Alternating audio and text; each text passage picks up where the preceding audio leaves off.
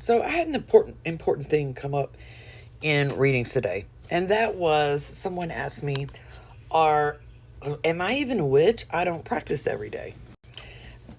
So I think the problem that we have here is what we think practicing every day is, and I think there's a real big misconception about that.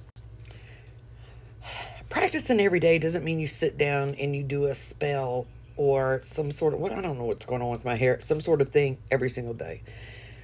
I'm going to give you some pretty mundane examples of how it is that you actually do practice every day.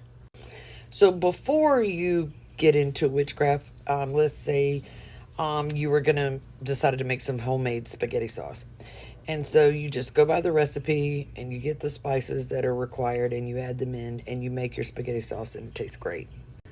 After you get into witchcraft, when you go to make your spaghetti sauce, they're no longer just spices that you add for taste. So you're like, oh yeah, oregano. Oregano does this, this, and this, and this. Garlic does this, this, and this. That is practicing. Before, when you go to walk the dog, all you saw was grass and weeds. After you go to walk the dog, you're like, wait a minute. Is that henbit? Let me get that. Let me go pick that up. That's practicing.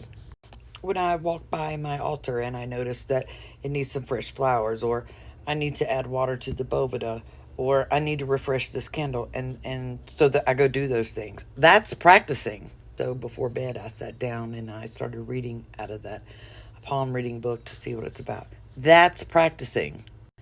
So being a practicing witch does not mean you sit down and do some sort of spell work every single day.